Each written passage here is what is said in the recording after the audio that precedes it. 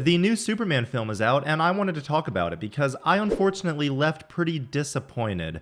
And I wouldn't even say my expectations were necessarily high, or I just went in with normal, kind of based off Gunn's previous work, a lot of which I really like, what to expect in this era where a lot of modern comic book movies aren't too great. In the past couple years, obviously the MCU has gone down in quality severely compared to a lot of their Phase 2 and 3 stuff. So yeah, I went in optimistic, hoping it would be good, and there was a lot of stuff I liked, but also a lot of stuff that I thought was pretty weak. So I wanted to go through a couple of things and we can chat about it. So first, the performances and general characterization of the people in this film.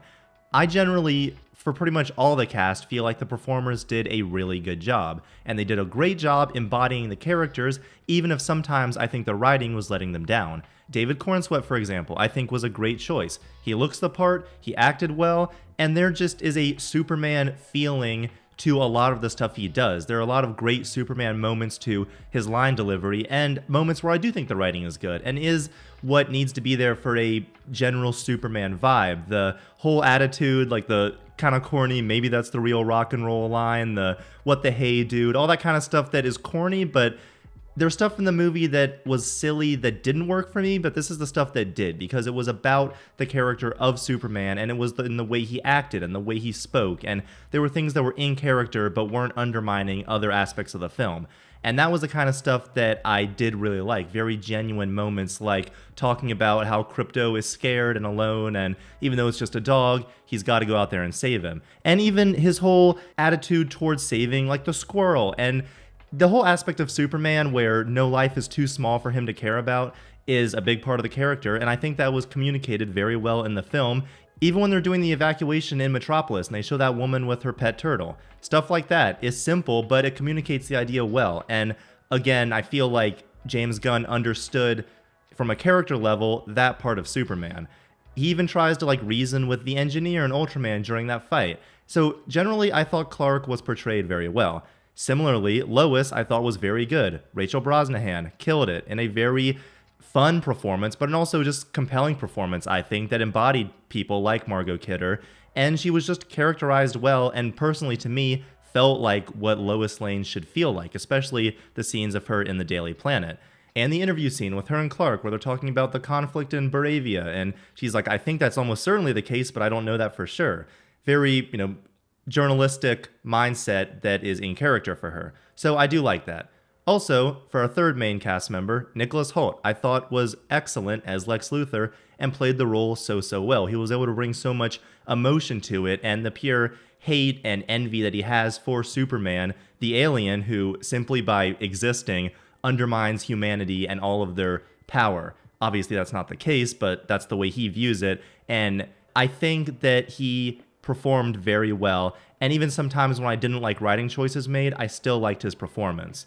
For smaller characters like Jimmy Olsen, I thought he was great. We've all known he was going to be great since the day he was cast. Really the whole Daily Planet team.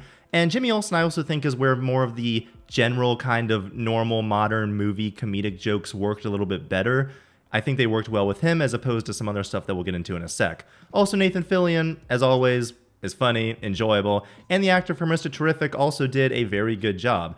I think it portrayed his powers well. I think it showed him appropriately cool. And because he's stoic for so much of the movie, when he does finally make that joke about going along just to piss off Green Lantern, I think it works, I think it's funny, and I think it's a genuine, humorous moment that I liked. Now, I will say in terms of supporting characters, the Justice Gang are kind of weird to me because, assumedly, there's going to be a story in the future where they become more heroic, whether it's in Peacemaker or whatever they decide to do Supergirl, and kind of form a real Justice League-esque team, not under Maxwell Lord. Assumedly, that's going to happen in the future, but that's not really kicked off here.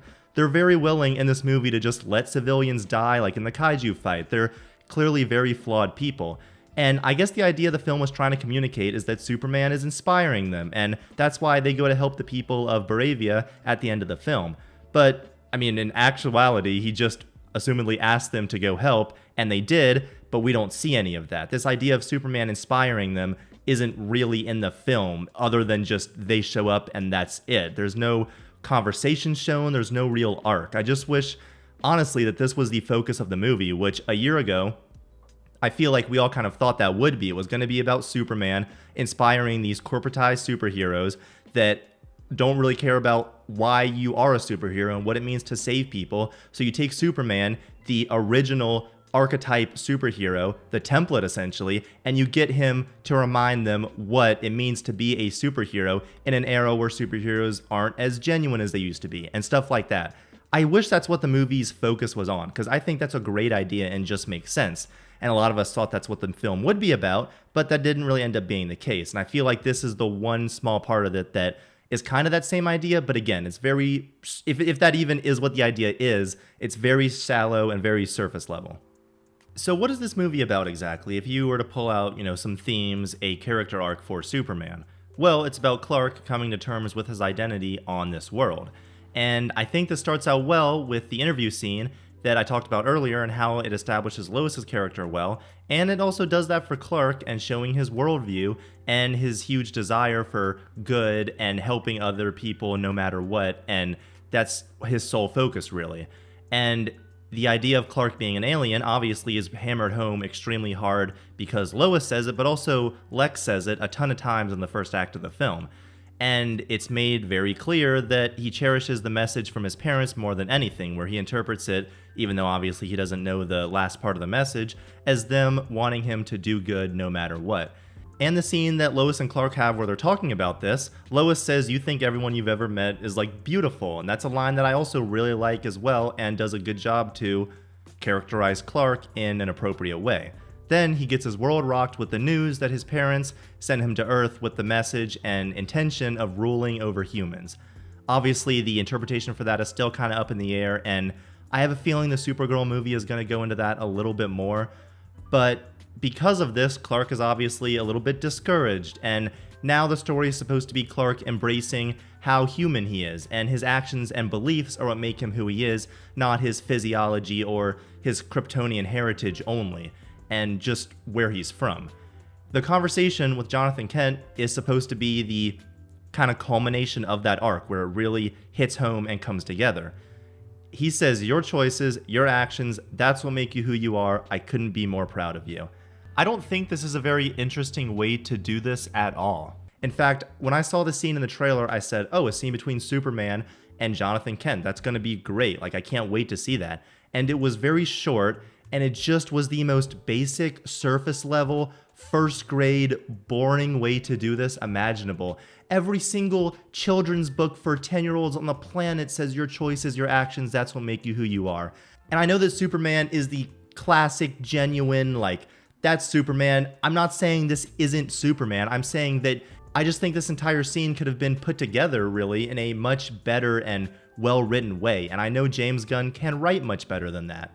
I also don't think the actor for Jonathan Kent had particularly good delivery in really any of the film, but this scene especially. He just delivered his lines to me in a way that sounded like he was straight up reading a script. And it seems like a lot of other people didn't feel that way. I keep seeing all this stuff about how this emotional moment really hit for them and they were crying and they loved it. And again, that is Superman, obviously, but I just think that's such a boring way to do it. The Kents are the foundation for why Clark believes in goodness, his entire worldview. What does that mean to them? Why did they instill this in Clark? I just want a little bit more to their characters and their relationship with Clark. Maybe even seeing them in more of the movie would have helped, or maybe a flashback or something like that. Maybe even written in a way where Jonathan was telling Clark a story about from when he was a kid and what it means to do good, and just explored a little. The scene is so short, so surface level, and for this being the culmination writing-wise of this arc, I think that's very boring and very lame, and I was just pretty disappointed with it. And it's clear from this, yes, he's doing what he's doing because it's right, and he's doing it for humanity as opposed to doing it just for Krypton because that's what his parents told him to do. But again, the way it was communicated, I just thought was very surface level and very boring. This leads to the scene with Luthor at the end, which again hammers it home even more. He says, "I'm as human as everyone, I love, I get scared," and all that stuff is fine. It fits. Again, I think it's an appropriate conclusion of the arc. It works, but again, writing-wise, I just don't think it's very interesting. and for whatever reason didn't hit home emotionally for me. When I see all these people quoting it online saying how much they cried and loved that scene, like, yes, that is Superman. That is 100% unequivocally Superman. But I just didn't feel it, and I don't have a reason for that other than I just don't think the way it was written was satisfying enough with that scene with Jonathan Kent to where we get to the scene at the end with Lex. I just didn't feel it. I do like the idea of starting the film with Superman in the fortress, and he is 100% dedicated and into this message. He's quoting it from his parents. And then we do a reincorporation of that at the end. He says, "Show me my parents," and it's all the videos of him with Ma and Pa Kent. I like the idea of that, but again, I just don't think the arc was very interestingly written. Also, the change to the Kryptonian parents thing is kind of weird, and I know Smallville did something kind of like it, and comics have touched on ideas in the past, but for me, I just don't really see the point in it because you can do the same arc for Clark without that change. He can still feel like an alien that doesn't belong, and through his Earth parents be reminded that he is human like the rest of us, and that's what matters, and his actions matter. It's not just doing a thing because his parents told him to. It's doing it because it's the right thing to do and because he had these ideas instilled in him by the best people on the planet, being Ma and Pa Kent. You can do that without simplifying it to, oh yeah, you were actually sent here to rule and conquer by, I'm not going to say evil, but by parents that had somewhat nefarious purposes. I actually think it just makes it more cliche and just kind of another story where a character is so obviously like, oh, I'm not just my blood, I'm not just my heritage, I'm not just where I'm from. Just because I'm born from a bad guy or from a bad place or bad people doesn't mean I actually have to be that. Like, that's a very normal kind of boring story. And Superman isn't that, because that's what is cool about Superman. And that's a very interesting part of the character where he has to come to terms with he's a human and he accepts that role, but he's also proud of his Kryptonian heritage and his abilities and things like that. And I do know there's a scene later in the film where Clark mentions to Lex, yes, I'm Kryptonian, which you could kind of interpret as being like, yes, he's still proud of his heritage, even though his parents sent him with this kind of nefarious purpose. But again, the film doesn't explore that. It's like the base level, most surface level stuff, and I feel like James Gunn made this decision just to try and simplify it and make the arc more apparent and more clear, but in doing that, he reduced a lot of what's interesting about Superman. Before I saw this film, I read Superman Smashes the Klan for the first time, which I loved. I didn't read a lot of Superman comics growing up. I'm not a huge Superman person, but I read the story and I was like, oh, this really gets who Clark is in terms of his Kryptonian heritage and of his Earth heritage. And it's about, Clark coming to terms with being okay with being an alien and Earth and not being afraid or embarrassed of his alien heritage and merging that with his Earth heritage and his human heritage and his parents. Now he's a proud member of both. And it parallels this with a girl who moves from Chinatown to Metropolis. And it's just a very, I think, very well written story. I loved it. And there's a scene in there at the end where Clark is finally able to communicate with Jor-El and his parents, and they talk about how great it is that Clark is just like us and he's found a home here on Earth, but that he'll also always be a part of Krypton as well, and how that matters too. And with Superman being a pretty clear allegory for immigration created by Jewish creators, I do think that part of the character, which is a very integral part of the character, isn't as apparent and isn't as big of a character when you just decided to make Clark sent from his homeworld. He's an alien from the world where they send him here to rule. Now, we'll see what they do with this in the Supergirl movie, because I do think it'll probably be explored more. But I just thought this was a very lame way, writing-wise, to change this. I'm open to hearing other opinions about it, and see people that probably have read a little bit more Superman than me will know and probably have opinions, but I am curious to see. But for me, I thought it was a very lame and boring change. The tone of this film is kind of interesting because I know a lot of people were worried that James Gunn was going to put too many jokes in it, because he's known for very kind of lighthearted movies, but that still have a hard emotional core and heart to them. And I do think this movie kind of falls victim to that a few times. The first act, I think, is generally very good and the best part of the movie, like I said earlier, and I feel like the tone was well balanced in that part of the movie. But even with that said, there were still moments like the conversation between Clark and Lois where they're talking about the message. There's good dialogue going on between them, and then we'll cut to a shot with the window behind them where they're showing the Justice Gang fighting the big alien thing, and there will be a weird joke, and it does take you out of the times when you're just trying to focus on the dialogue. And I've seen the film twice now, but the first time I really didn't remember what else they said in that scene because they had to cut for this weird 10, 20-second joke that was just not worth it in my opinion. And I do feel like there are parts where James Gunn just couldn't help himself and had to throw in these jokes that I don't think really need to be there. Or Jimmy Olsen, for example, like not really taking seriously that Eve is in danger and kind of taking how serious it is that they get the evidence they need and he's like in the Daily Planet alone, just kind of stuff like that. As the stakes are rising in the film, as it starts going along, you should probably start phasing out as many of the jokes and take yourself a bit more seriously. And the film didn't really do that. And I still found myself more than I wanted to, being like, oh my god, that's so lame. Like, that's such a stupid joke and just boring. And I'm not talking about goofy, genuine, heartfelt Superman stuff like I mentioned at the beginning. That stuff, again, I think works for the character, but I'm talking about stuff like some of the crypto dog jokes that I think they just kind of kept repeating over and over again and just take time away from the movie that we could spend doing other things.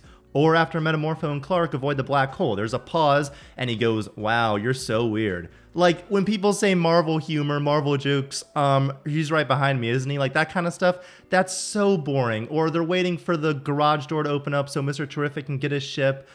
Just a bunch of stuff like that I'm not a fan of, and just was like, this is why people make fun of modern movies, because someone like genuinely after this tense situation is just, there's that's so weird. Like, come on, that's so lame. Or Krypto interrupting this kind of final Lex Superman confrontation that I really liked.